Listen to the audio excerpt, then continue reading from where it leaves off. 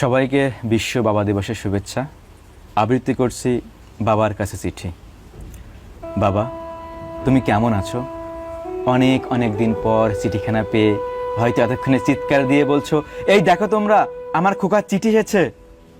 কিংবা চিঠিখানা হয়তো বুকে জুড়িয়েই আছো, তোমাকে লেখা হয় না।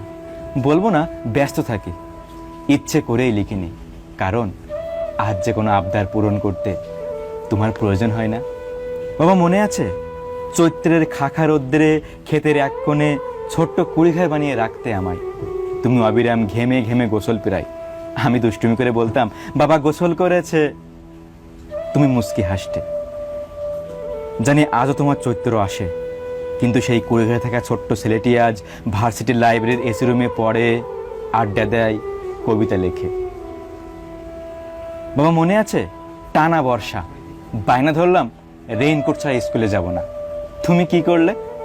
জমা থাকা বড় বড় পলি ব্যাগ কেটে কুটে বানিয়ে ফেললে সুন্দর একটি রেইনকোট। আমি দুষ্টুমি করে বারবার বলছিলাম বাবা মুচি, বাবা মুচি।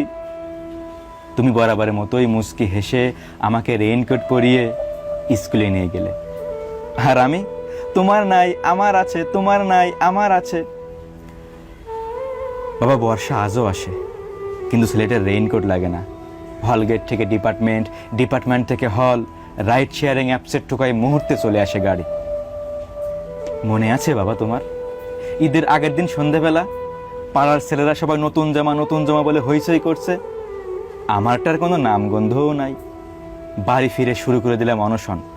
তুমি মুচকি হেসে মাথায় হাত রেখে বেরিয়ে পড়লে। সন্ধ্যা গড়িয়ে রাত, রাত গড়িয়ে মধ্যরাত, তুমি ফিরলে না।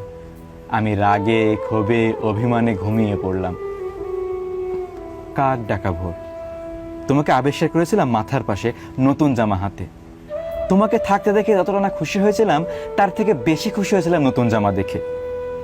জামা নিয়ে দিলাম ভোদো। নামাজের সময় হলে যখন একসাথে হলাম, তোমাকে প্রশ্ন করেছিলাম, বড়রা বুঝি নতুন জামা পরে না? তুমি সেই মুচকি হাসি। জানি আজও তোমার ঈদ আসে, কিন্তু ছেলেটি তার টিউশনির টাকাতে প্রতিবারের মতো কয়েক সেট নতুন জামা কিনেছে। তবে এবার এক সেট অতিরিক্ত। অতিরিক্ত কেন?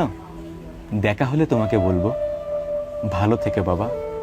ইতি, তোমার অভিমানী খোকা।